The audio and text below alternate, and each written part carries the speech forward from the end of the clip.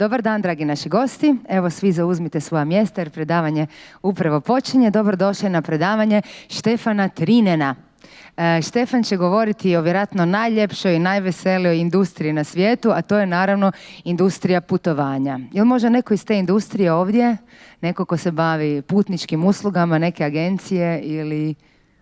Ne, ali svi bi to htjeli postati jer je to tako lijepa industrija i prijeći iz ostalih korporacija. Dobro, znači klijenti putničkih agencija i raznih putnih usluga su ljudi koji su odlučili uzeti odmor u svojim poduzećima i planirati svoj godišnji odmor, znači sami po sebi veseli, radosni i spremni na sve. Međutim, oni tijekom godina, s obzirom da je upravo putnička industrija jedna od pionirskih u online marketingu i online poslovanju, očekuju nekako sve više i više od tih putničkih agencija. Znači, očekuju da ona može predviditi i pogoditi sve njihove želje i potrebe i da im se jako personalizirano obraća. I tu ima jako puno manevarskog prostora za neki development, za neki napredak u tom segmentu. A sigurno puno više o tome će vam moći reći naš današnji gost, a to je gospodin Stefan Trienen iz Google Njemačka. Welcome.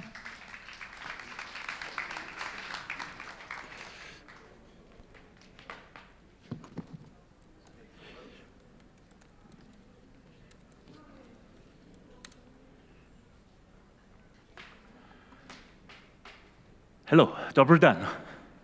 It's warm here, isn't it? So I'm sorry for keeping you away from the beach. This is actually my second time in 3 weeks in Croatia, and it always involved very warm weather, it involved sea view, and it involves some old city with a city view there. So I think I might have to return for vacationing here, so not just on business. Thanks for providing the opportunity for me to talk with you a little bit about how we think about the age of assistant, what we mean with assistants, and to give you a little insights and how this applies to the world of travel. My name is Stefan Trienen. I'm a business lead, head of vertical search travel at Google, and let's start with a little video.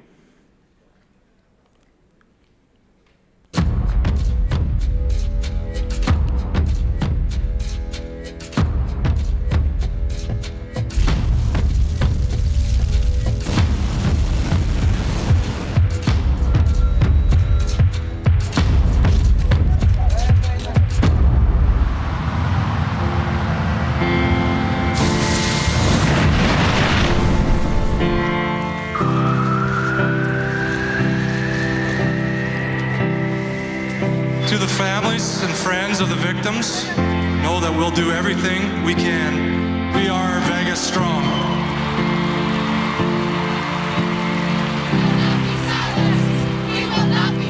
No matter what we're going through, we still have to push forward. Are you ready to shake up the world?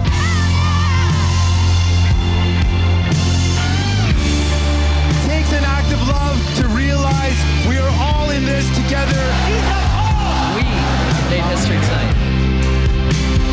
Look at that! It's emotional. I can't explain why, but it is. I'm asking that you guys join and mobilize with me. I will say it right now out loud. Me too. Me too. Me too. Me too.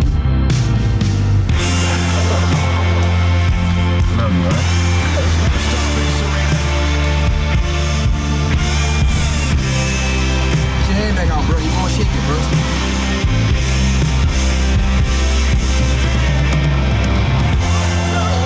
The things that make us different, those are our superpowers. Go out there and conquer the world. Because the world would not be as beautiful as it is if we weren't in it.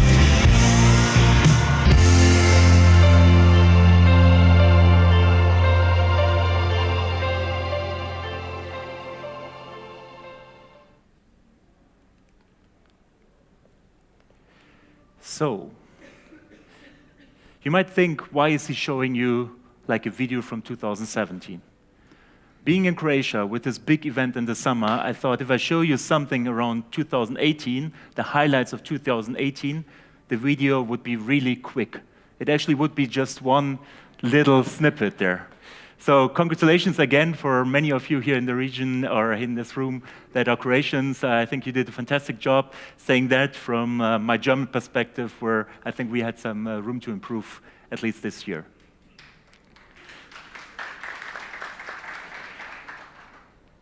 So, anybody knows what Moore's law is? Cannot see you, so I assume some of you do know that. Gordon Moore is the co-founder of Intel, and in 1965 he did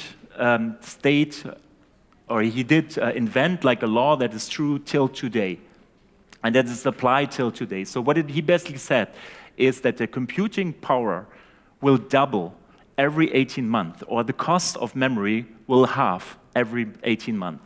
And this is the basis of the digital revolution. Things can happen faster, quicker, and cheaper. This is really hard to grasp, but let me give you 2 examples to make it a little bit more tangible. One, a standard phone from today, reapplying Moore's law on a phone would mean that in 1916, this phone would be valued at roughly $1 billion and would be the size of a house. Another example is this car. So clearly, the digital revolution didn't reach all industry, and car rental automobile is definitely one where it didn't has reached yet. Applying Moore's law to this Volkswagen Beetle from 1971 would mean that today, this car would cost only 3 cents, would be 3,000 kilometers per hour fast, and for the entire lifetime, it would use only 1 tank of gas. So clearly, there have been some different developments in industries. What's happened for sure is the mobile revolution. You probably know that picture. It's a classic picture. It's the PayPal inauguration in 2005. What you see is that there are almost no mobile phones. There's a tiny one on the corner right here. You barely see it. But only 8 years later, everybody has a mobile phone. Is anybody in this room here that doesn't have a smartphone or mobile phone?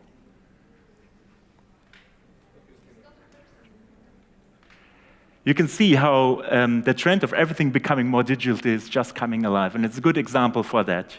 It's hard to believe, but this mobile phone and the smartphone is just 10 years old. You cannot overstate the impact mobile had on our lives and on advertising, on the travel industry and traveling itself. Mobile has given us such power as consumers, the power to get exactly what we want instantly and effortlessly.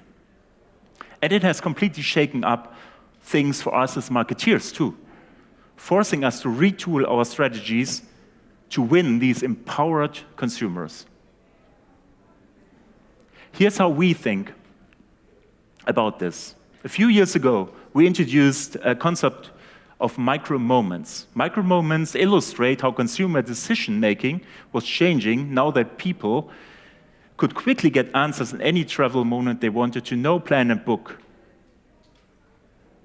One example of this, besides I want to get away moments, I want to time to plan moment, was me, for example, flying here.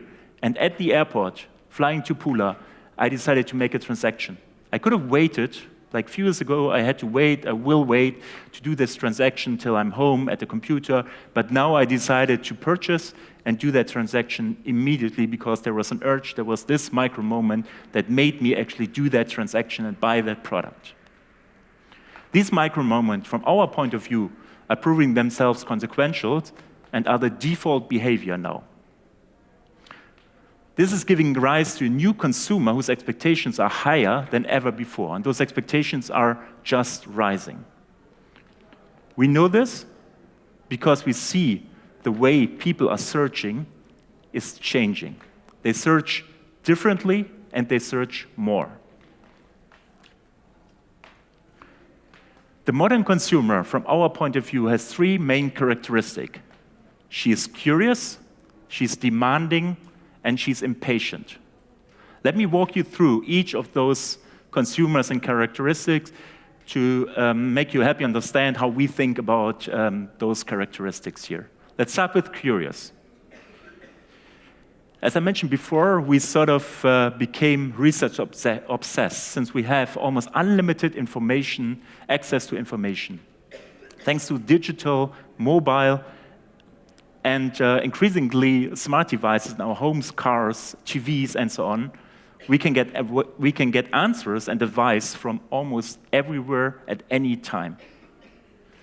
Consumers dictate what is high consideration versus low consideration, not marketeers anymore. Anything can be high consideration. We see consumers researching the in and outs of products, activities, features, even researching what to avoid. I went out with a few free colleagues yesterday, and they showed me this nice drink here from Croatia called Biška Raki. So we spent, like yesterday, almost half an hour to find like a good Biška Raki for me. This is one of those moments where it's high consideration for me, it might be low considerations for others. People are incredibly curious, even about seemingly mundane things. We've all have become a little bit research obsessed with such easy access to information. Because we can know everything, we want to know everything. In the past 2 years, we've seen mobile searches change. Here, for example, are some examples where, against the trend, best travel pillows, best shower curtains, best umbrellas, which might be low consideration for many of us here, is high consideration for a few. Thus, we see increasing searches for these categories here. There's something big happening here. It used to be that marketeers defined high and low consideration. Cars and appliances were high consideration. Deodorants and paper tissues were low consideration. But now consumers dictate the level of consideration themselves. Every product can be high consideration. This is raising the opportunities and stakes for marketeers alike.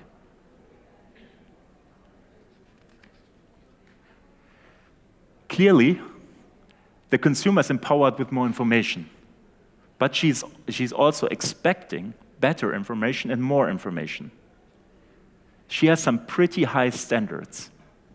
For one, she doesn't want to be one of the masses. She wants to be treated individually with a tailored touch towards her, but also in a specific content. She wants to be in a specific content personalized. She's saying to you, show me you know me right here, right now. Let me give you an example, a personal example. I'm traveling quite a lot, and I'm always in the same hotel in London. I've been there 10, 20 times, and it's always the same. I go there, the receptionist is asking me, you have a reservation, what's your name? I'm saying I'm Stefan Trienen, and then he's saying, oh, Stefan Trienen, Mr. Trienen, I found your reservation, you're staying 2 nights with us, is it the first time? And it's not. They have it in a system, they have my favorite room, they know that I always like to have this and that, but he doesn't see it. So this is clearly against, and it's just annoying me. And this is clearly against this modern consumer. A different positive example is Google News. Not sure if you have Google News, the Google News feed, but my Google News feed will look different than your Google News feed. If I'm Croatia, if I'm in Croatia, it might look different than if I'm Germany, because there's different topics, there's different publisher, there's different newspaper being used for my news feed there. 69% of travelers, this is US numbers, 69% of travelers expect customized information based on their personal preferences or past site behavior. People expect technology and brands to know what is most useful for them at this very moment and to cater for them personally. Finally, she is also impatient. She has a right now mindset. She acts with immediacy and expects to get things done immediately. That means information, that means product, that means services. In each micro moment, and when we are ready to plan, book, and experience, we want to act now and get it now. The experience better be fast and frictionless, specifically on mobile. When I look at the travel industry, it's almost impossible to have a hotel without a booking function, online booking function. There will be very few hotels, and they will have really issues surviving if you cannot book immediately. But if I look at other branches of the same industry, like alternative lodging, vacation rentals, or activities, even Uber Boat, you need to ask for a reservation and get confirmation. It's not instantly. So there's different paces even within an industry. There are companies out there that try to get over it, but clearly there are some gaps even in the same industry there.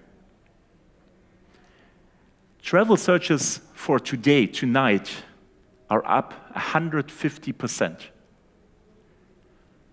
Searches for stores and restaurants open now are up 300%. Clear indication that immediacy, getting things done now, is very important for our consumers, your users.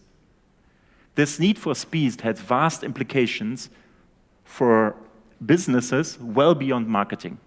Think about this number. 1 in 4 travelers will continue to book with a brand that has a slow mobile site or app. That also means 75% will not. 75% of your customers, your users, will drop off if your website experience is slow. That's a big hit on revenues. And we can expect this only to continue in the future. Mobile has set the stage, and now advances in data and machine learning are enabling the world where technology is all around us, not just via a physical device that we carry. Our experiences with technology are becoming universal, more natural, and more intelligent, not just typing in something in a physical keyboard. Let me walk you through a few examples how we cater for the modern consumer here. Google Lens. Has anybody heard about Google Lens? Google Lens is a product that's available roughly 1 year. We announced it like a year ago at our big I/O conference, and it's basically blurring the digital and the real world. So it's available in Google Photos. What it does, it basically recognizes pictures you take or pictures you have on your camera of objects, plants, of buildings, and will provide rich information about this object. It's fascinating. Like this example, when you're in San Francisco, you see a tower, you have no idea what it is, you point your camera there, and it just shows you that this is the Koi Tower in San Francisco that I've never seen before. Google Assistant. Probably many of you heard of it. Google Assistant is a piece of software being applied to many of our devices. So it's not just for Google Home. It's on the software is available for phones, for watches, for TVs, for cars, and for Google Home. But what it is your personal Google. It understands, it knows my name, it knows my contacts, it knows where I am, it knows my search history, so it knows my preferences. It's my personal Google. Pixel Buds, another gadget, another piece of gadget that we launched a while ago, roughly 1 year ago. It's combining the Google Assistant with our translate function and all incorporating that in high-resolution earphones. So what it does, it is basically allowing you to speak with somebody in a foreign language. You could talk to me in Croatian, by the way, or actually, and I might be or will be able to understand that. Just imagine what this does to communication. Just imagine what it does to like the hospitality industry or even like TV. Finally, Google Photos. I have 30,000 pictures personally on my Google Photos application, and I haven't tagged a single photo. However, when I search for dogs at the beach, Google Photos will return all photos of dogs at the beach. That's frictionless, that's fast, that's personal. All those products have been developed with back in our minds the modern consumer and what the modern consumer is demanding from us. Hope I've been able to give you a little bit of insight how we as Google think about assistance and marketing in the world of assistance. Let me now move to the world of travel and start again with a little video. Όταν χτύπησε η κρίση ήταν δύσκολα για όλους μας. Και η μεγάλη μου η κόρη έμεινε χωρίς δουλειά και ο γαμπρός μου και η μικρή μου η κόρη, ο άντρας της έμεινε χωρίς δουλειά μόλις παντρεύτηκε μετά από 1 μήνα. Κάναμε ό,τι μπορούσαμε για να τους στηρίξουμε. Και τότε έχασε και ο άντρας μου τη δουλειά του. Έτσι χρειάστηκε να πάρουμε μία από τις δυσκολότερες αποφάσεις της ζωής μας. Να φύγουμε από την Αθήνα, να αφήσουμε τις κόρες και τα εγγόνια μας πίσω. Έπρεπε όμως να το κάνουμε. Σε εμάς στηριζόντουσαν όλοι. Έτσι μετακομίσαμε στη γενέτειρα του άντρα μου στη Μεσαριά για να ξεκινήσουμε κάτι δικό μας. Με τα λίγα χρήματα που μας είχαν απομείνει, αποφασίσαμε να μετατρέψουμε αυτά τα εγκαταλελειμμένα σπίτια στο δικό μας μικρό ξενοδοχείο. Ήταν τόσο δύσκολα. Όταν το ανοίξαμε την πρώτη μέρα, νόμιζα ότι ξαναγεννήθηκα. Μία μέρα, ένας γείτονάς μου σύστησε την Αντιγόνη από την Google.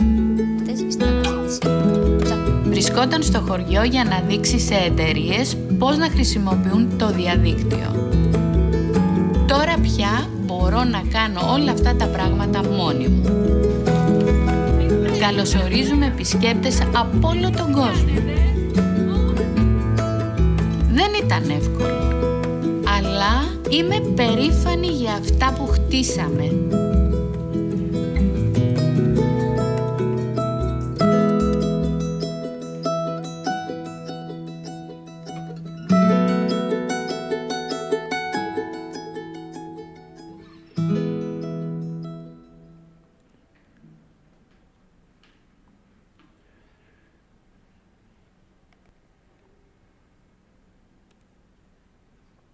This is a fascinating example of the power of online that our colleagues from Greek actually created.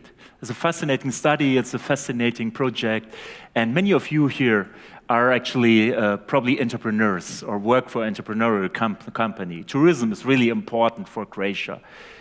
So let me take a few moments to talk with you about how we think about travel, what we build in travel, with the modern consumer in mind.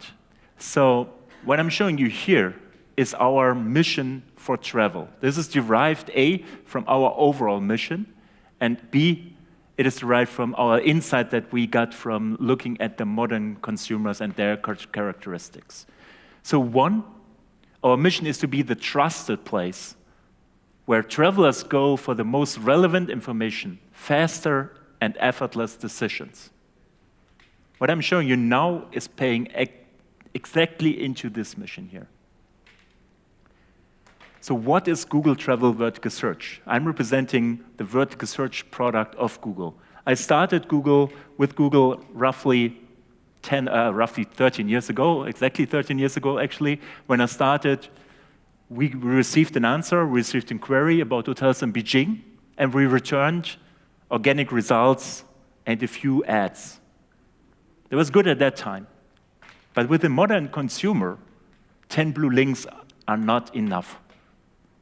As I told you before, as I showed you before, people want from us answers. And that is why we added rich information. So for this request of a hotel in Beijing, we will show you rich information about this hotel, photos. It could be a map, it could be phone numbers, it could be addresses. And what we also do for a while now is we're adding availability and price information for that hotel to make it easy for you to book, because we think that you might be ready to purchase that hotel. So what exactly are we doing in travel? So how we think about travel is, the classical way of looking at it is there's 5 stages of travel. So you start with exploring the destination or a destination. Then you plan for it. And then you decide exactly what to do and book. And finally, you're in destination and experience the destination. So in the course of the last years, we've built a whole stack of products that are catering for almost all stages of those travel. First, the destinations at Google. It's rich information about Rimini, for example, where you can just explore what to do here, about Croatia, Istria, and so on. It just helps you dreaming about being there without really being there. When you then decide on, let's say, Rimini, then we offer to you our core products, which is Google Flight Search and Google Hotel Search with Google Hotel Ads.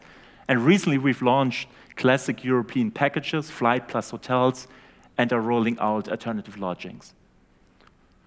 Last but not least, if you are in destination, if you're in Rimini, and I will do that actually after this presentation, there's an app called Google Trips app, and I recommend you to download that. So it has rich information about all your reservations that get automatically passed by if you have an email account. It will be sitting in your app. Plus, it has information what to do. I'll probably use a walking tour that I can cater just for my needs and for my time budget I do have there. Let me show you some few new things that are happening in the travel space to give you an indication what we do to cater for the new and modern consumer here. Google Flight Search first. Users do love Google Flight Search. We are live in more than 17 countries, recently just launched 5 more countries in LATAM, South America, and we cater for more than 90% of all commercial flights globally. In Google Speed, Google Precision, and Google Price Accuracy. One of the key reasons users do love Google Flight Search is a tips feature. So what you see here, the price of the itinerary is $836, but we provide you an indication that if you're flexible in date, I love the weekend feature, so if you look for a weekend and a different weekend is cheaper, we'll show that to you. Also, I'm living in Germany in the vicinity of 5 airports. We'll show you if a different airport might be cheaper there. This is incredibly possible, and there are many users that are actually changing their initial plans because of these tips features. Incredibly powerful. This has been launched roughly 1-2 weeks before. It's Flight Explorer, and what it basically does, what you see here is the flights from Pula to somewhere. I define somewhere as the United States in the next 6 months. And you can limit the time frame, you can play around, you can do the world, you can do Argentina, whatever you like to do. But what it does, it shows you immediately available flights, best prices in the quality that you are accustomed to from Flight Search. And finally, a few words about Hotel Search and Hotel Ads there. So we started off with Hotel Ads on Hotel Search as a standalone product. So we built, some called it Hotel Finder, which was sitting besides the regular search. But we soon found out that users don't want that. They want an integrated solution. So currently, our Hotel Search is integrated deeply into our regular Google search, making it accessible and available on all platforms. So if you want to participate, and this is a little bit different than what most of you probably used to it from our AdWords or display world, we need basically 2 things. One, of course, we need some kind of participation via bid, but secondly, we do need rich information via rich price and availability information to be able to provide users with this price for that itinerary. And I'm very happy to announce that we have some very locally strong partners, a company called FOBS from Dubrovnik. It's a hotel technology company, and this company is actually enabling almost 1,000 hotels, most of them from Croatia, with a direct link to the supplier website. The most valuable link and the most valuable experience there is for a hotel. With that positive example, I hope I have been able to give you a little bit of insights on how we think about the age of the assistant, how marketing is going to change the modern consumer, and what this means for travel. Thank you.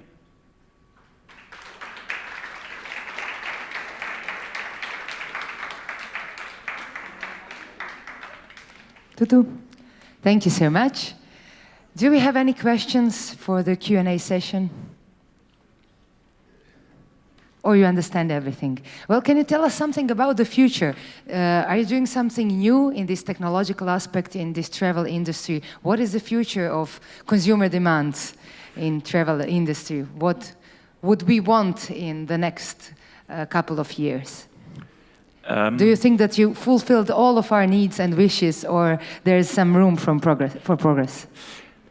I think what we were working towards is our mission.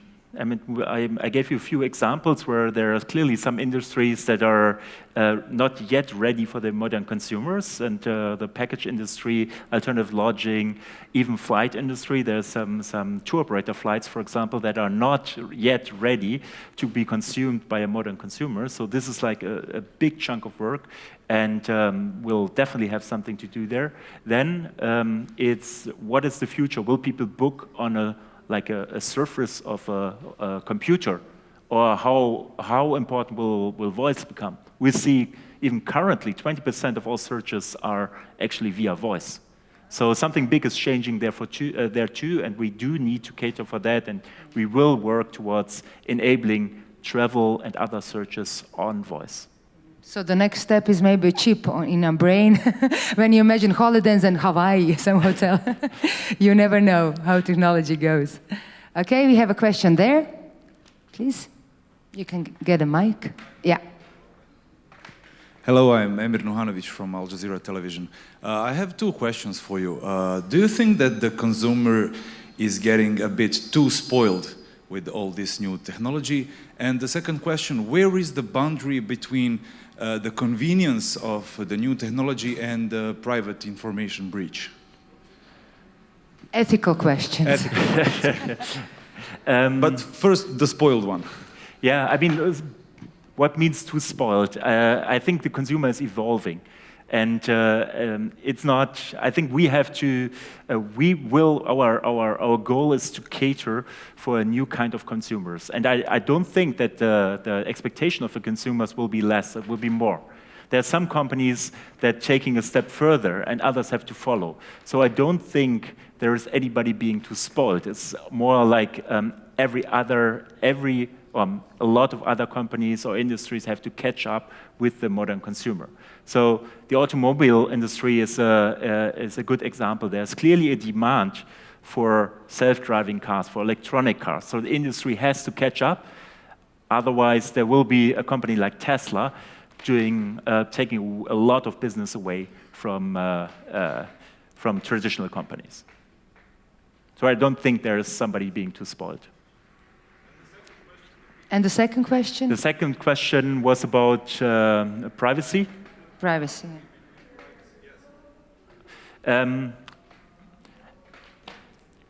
Users want personal recommendations. They want personal touch. And we see it that users are willing to give up some information for that. So as long as we provide a value, users will come back and will cherish, will like the experience that we are providing. That's our view on things, and people don't have to use our products. They can go immediately away, but they do use it because we provide a value. Yeah, they give away their data, I mean, voluntarily. Nobody forced them. So I think there is a good lecture after this one in this room. So I recommend you to stay for the next lecture. It will be concerning these questions about privacy and boundaries in technological progress. So that's another topic, but thank you. All? Any other questions, or we are done? Don't be shy. 1, 2, another one. Here, in the second row.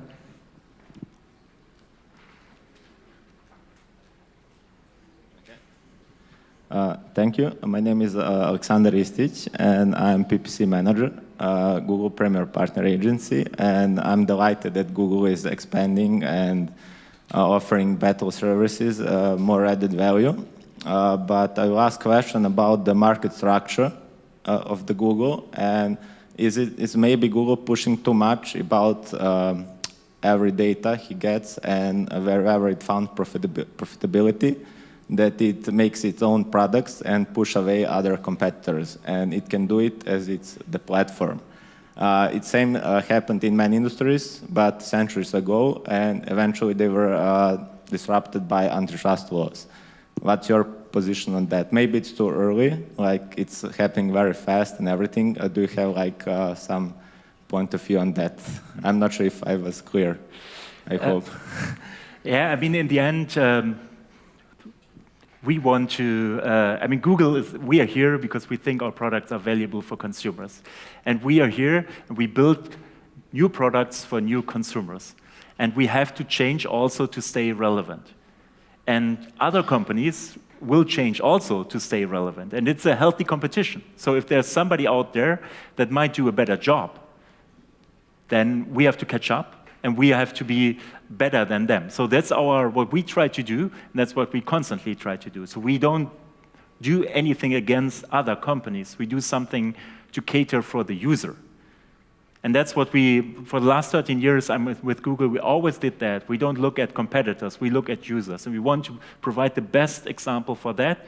And hopefully, this is something that all of you find as marketeers and users also useful and use it.